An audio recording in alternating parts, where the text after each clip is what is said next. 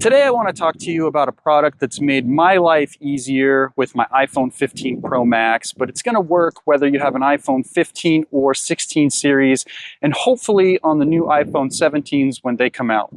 And that's a portable SSD drive. It's from a company called GiGimundo, and it's MagSafe, so it attaches right to the back of your device, and then it connects to your device via a flexible USB Type-C cable. Now, I've been testing this over the last several weeks, and I honestly always run out of storage on my iPhone, and it's a huge pain, and this is a really good solution just for that. So let's talk about it. So this is what the packaging looks like for the GiGimundo MagSlim Portable SSD. This is their M20 model, and we're going to go ahead and we're going to get this opened up, and then we're just going to discuss all the different items that you get in the packaging with the device itself. First up, you get a user manual, and then you get a magnetic ring that can be used for your phone or phone case if it's not MagSafe compatible already. Then we have a flexible USB Type-C to USB Type-C cable. And last but not least, we have the portable SSD itself. Now this drive is made out of a zinc alloy, and so it's got a little bit of heft to it, and it feels really good in the hand. It's got this nice soft touch pad here at the bottom that's made out of what feels like rubber. And then if we take a look at the bottom, it's got one single USB Type-C port as well as an LED. And flipping it over on the back, you will see that it has a really nice thick MagSafe ring here. Now, taking a look at how this connects to my iPhone 15 Pro Max, you will see that it snaps and locks in right away without any kind of issues. It doesn't take up a lot of space, and it looks pretty good on the back of the phone. Doing a shake test, you'll see that the magnet strength of the drive itself is pretty good. And if we do the exact same thing, putting a MagSafe case on, you will see here that it's also just as good. But this is going to be dependent on how well or how strong the magnets are from the third-party manufacturer of your case, and not necessarily the magnet strength of the drive. Although I can say that the strength of the drive's magnets are very good. Now, connecting this, we just plug the cable into the USB Type-C port, and then we're going to connect this to the back of the phone, and then we just plug that into the USB Type-C port on my iPhone 15 Pro Max, and we should see this blue LED illuminate, meaning that the drive now has power, and we are ready to actually go in and set this up and do a little pre-configuration in order to use this with our iPhone. Now I'm going to put all of the steps for this on the left-hand side of the screen so that you can follow along. And the first thing we're looking for is the Settings app on your iPhone. It looks like a gear icon. We're going to select that, and then we're looking for camera. Once you find that, we're going to select camera, and then within there we're looking for formats. And so we'll select that, and then we're going to scroll down until we see something that says Apple ProRes. And then we just need to click the toggle that's next to that to turn that on. From there, it'll give you the option to change the encoding for ProRes. I'm going to leave mine on HDR, but if you want to change it, you can select it, and you can pick one of these three options here. Now, all we need to do is back out and go into the camera app on our iPhone, and then from there, we just need to put it in video mode by swiping over to the left, and then we should see a new thing at the top that says ProRes, and in my case HDR, because that's the encoding method that I have selected.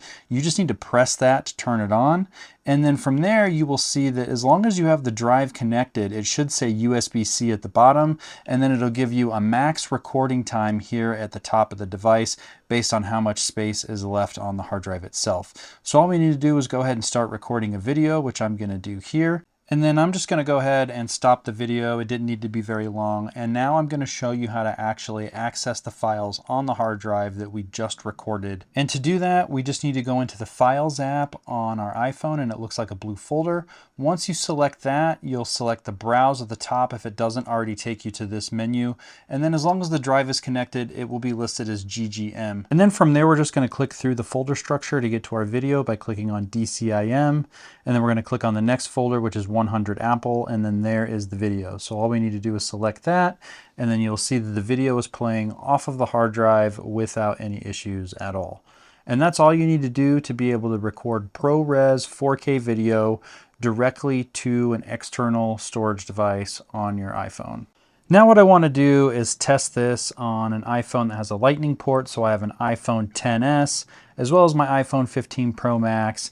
And I did get a USB Type-C to lightning cable from Apple. And I'm just going to plug this in to the iPhone XS. And then I'm going to plug the other end directly into the M20 PSSD. And we're going to see if we can get it to recognize the hard drive at all. Now it's not listed as working with anything other than an iPhone 15 or 16. And as you can see here, the drive does not even turn on, the LED doesn't illuminate. And I can tell you that when I go into the Files app on the phone, it doesn't recognize that there's anything even plugged into it at all. Whereas when we plug this into the iPhone 15 Pro Max and I'm using the supplied cable that came with the drive, I do get that blue LED to illuminate and that the drive is fully recognized and fully functional on the iPhone 15 Pro Max. I did also try this on an iPhone 14 Pro Max and it also did not work. So any iPhone with a lightning port, it will not work on. So we know the device works if you have an iPhone 15 series or newer, and we've tested it out on an iPhone that has a lightning port, and we know that it will not work with that kind of device, with that port. But what if we want to try and use this on an Android device? So now I'm going to go ahead and connect this to my Samsung Galaxy S24 Ultra, and we're going to see if we can get this thing to both record directly to the hard drive, as well as just access the files that we recorded on our iPhone on the Android device. Now for Android, there are two different ways in order to set this up. There's the Samsung way, and then there's every other Android. So I have my Pixel Fold and my S24 Ultra, and we're going to start with the S24 Ultra.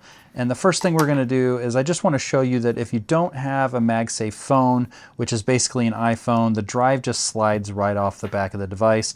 And that's precisely why they provide you the magnet with the drive. Now, if you have a MagSafe case like I have here for my S24 Ultra, you will see that it is perfectly fine. The magnet's holding and it's passing the shake test just like it did on the iPhone.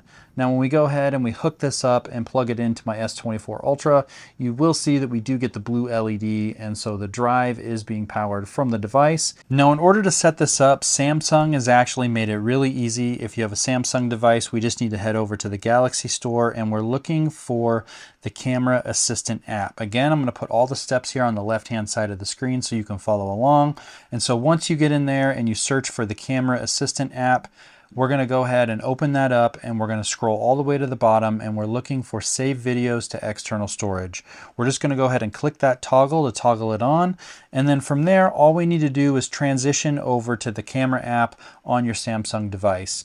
Once you're in there and we switch over to video mode, you will see that we have USB Type-C in the upper right hand corner just like we did on an iPhone, and from there we can go ahead and just start recording a video, and this will record directly to the external storage device. So we don't have to figure out any kind of modes, or like how on an iPhone we were limited to just ProRes. On an Android device we can just record whatever resolution we want directly to the external storage if we're doing it this way on a Samsung. Now in order to access those files, we're going to go to the Samsung Files app and you'll see that we have USB storage 1 here. We're going to select that and you'll see that we have access to the DCIM folder and we have the 100 Apple folder. And there's the video that we recorded on our iPhone. And then if we go back, we have a new camera folder, and here is the video that we just recorded on the Samsung Galaxy S24 Ultra. And as you can see, it is playing back perfectly fine from the external storage without any issues at all. Now if we transition over to my Pixel Fold, we're going to go ahead and connect the drive up and just make sure that it's getting power and everything is functioning properly. And you will see that once we plug that in and connect it to my MagSafe case, that we do get the blue LED and it appears that it is working fine with my Pixel Fold. But one thing that's different here from the Samsung device is if we go into the native camera app on our Pixel, there is no way to save to external storage if we switch to video mode with the drive connected. If you go into the settings, there's nothing here in any of the settings. I scrolled through here, I looked at every single setting, I went through some of the advanced settings, and there was absolutely no way that I could see that we could record directly to an external storage device from the native camera app on my Pixel device. And it's probably going to be like this for other Android devices unless they offer some sort of companion app similar to what Samsung does. So to get around that, I downloaded the Blackmagic camera app on the Google Play Store. And from there, you can go in and we can open that up. And once we have that opened up, we can select settings in the lower right-hand corner. From there, we are looking for the media section within the settings. And then we're looking for save clips to, and it's going to be set to gallery, and we're going to change that to files. And then from there, it'll allow you to actually select the file location that you want to save it to. And in this case, we're going to go ahead and pick the GGM external drive. And then I'm going to select the DCIM folder, and then I'm just going to click use this folder at the bottom and then grant access. From there, we can go ahead and just back out into the actual camera app itself, and we can go ahead and just start recording a video. And then this video is going to record directly to the external drive from the Blackmagic camera app, and that's the only way I've found to do it on anything other than a Samsung device. So if someone else knows something different, please hit me up down in the comments and let me know, because I'd be interested in checking that out. Now I'm going to go ahead and go into the Files app, and I just want to see if we have access to that file we just recorded. And you'll see the USB disk is listed here at the bottom. That's our external drive. Here's our DCIM folder, and then here's all the stuff that we recorded. And this is the video that we actually recorded off of the Blackmagic camera app, and it did save to the external drive, and it is playing back fine from the external drive. So this is great news if you don't have a Samsung device but wanted to take advantage of recording directly to external storage. Now I want to do a series of tests on my MacBook, and I just want to make sure that we can access files that we recorded on other devices. And so I've connected the drive to my MacBook Pro, and I just want to make sure that we can go ahead and play back the file from the iPhone and the S24 Ultra just to make sure they work. And you'll see here that the file from the iPhone works no problem. And I didn't think that we'd have any issues here because I have the same codecs on my MacBook as I do on my iPhone. And you'll see that the file from the S24 Ultra is also accessible, and it plays back completely fine too. So that's great news. Now the file from the Pixel device was not on here at the time of recording this video. That was put on here afterwards, and that's why you're not seeing that here.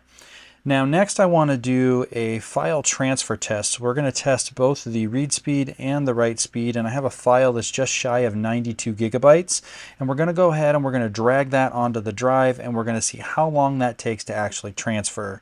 Now I did speed this up for you, so it's at about 20x, just so that you didn't have to sit here for a long time, but the total transfer time was 1 minute and 59 seconds to transfer roughly 92 gigabytes of data.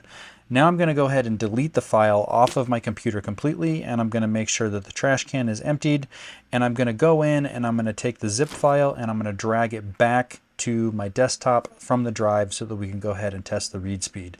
Now you will see that the read speed was slightly faster. It's also sped up at 20x, but it was 1 minute and 28 seconds to complete that. I did also test the drive using Windows 11 and Endeavour OS, and I didn't have any issues with either of those operating systems.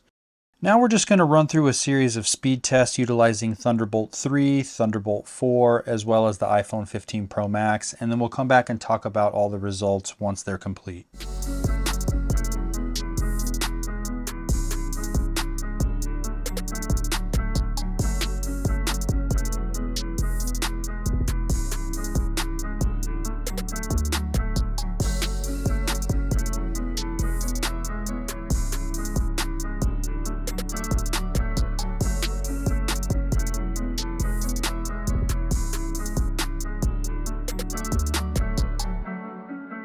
So you see they advertise 20 gigabits per second, or roughly 2000 megabytes per second is the advertised speed. On my 2019 MacBook Pro with Thunderbolt 3, I got about 10 gigabit speeds. On my wife's 2021 M1 Pro with Thunderbolt 4, it wasn't much better, which was interesting because that does have USB 4 and Thunderbolt 4. And then the iPhone 15 Pro Max was the lowest at a 810 megabit per second for read and 400 for write. Now, I do think this is usable, and there is some argument that the Thunderbolt 4 ports are capped at 10 gigabits per second. The Thunderbolt 3 definitely are because it's USB 3.1 Gen 2. but I still think that this is a good product. Now, I did do a stress test, and you'll see that when I did the stress test with it connected to my iPhone 15 Pro Max, I was getting right there in the low 400 megabits per second when writing a 10 gigabit file to the device. Despite the numbers coming in lower than advertised, I haven't had any usability issues with the drive itself. I think that maybe they just need to change the advertisement on the packaging, but the drive is 100% usable, and I haven't had any issues doing any kind of ProRes recording or anything else. So I know this product was provided to me free of charge for review, but this is something that I would actually spend my own money on, especially because it's so versatile in terms of I can use it on my Samsung Galaxy S24, I can use it on my iPhone 15 Pro Max, and then I can take all of those files that I've recorded for content creation. They're already all in one single place. I can just plug that right into my MacBook Pro, and then I'm ready to just start editing. And so for me personally, it has made my life so much easier, and I've saved a lot of time using this device for content creation. Now, if you have any questions about this that I may have not covered in the video, hit me up down in the comments and I'll get back to you as soon as I can. If you're interested in purchasing one of these, I'm going to put a link down in the video description. Don't forget to smash that like button and subscribe to my channel if you want to see more content like this. But that's about all I got for this one. So I'll see you guys in the next one. Peace.